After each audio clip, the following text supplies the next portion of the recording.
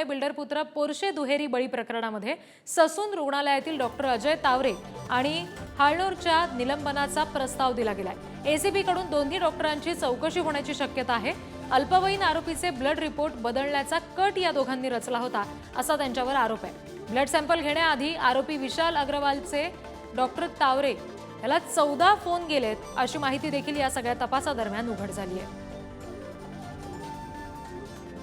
वेदांत अग्रवाल जिथे एक video viral होते की ज्याच्यामध्ये तो काहीतरी पेयपान करताना हॉटेलमध्ये दिसत आहे, त्यावेळेला इतर चेहरे ब्लर केलेले आहेत।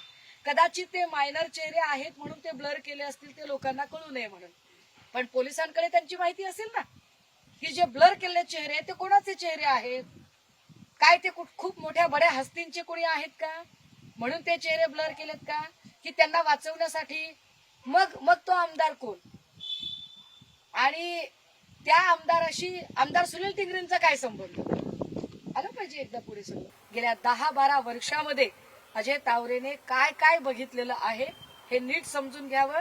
इव्हन पल्लवी सापळे, अजय तावरे, अजय चंदनवाले, त्यानंतर काय अनेक नावं आहेत, अनेक नावं आहेत याच्यामध्ये।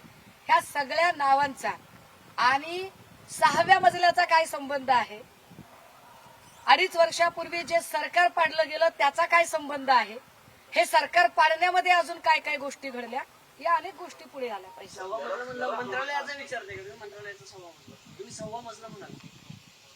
होय, मी ठामपणे 6वा मजला म्हणते। पण मंत्रालयाचा 6वा मी 6वा मजला म्हणजे आपल्याकडे एवढं तर चांगलंच आहे की मंत्रालयाचा 6वा मजला असेल, कारण इथे सगळ्या पुण्या मुंबईच्या ज्या बिल्डिंग आहेत त्या सगळ्या 45 मजल्यांच्या आहेत।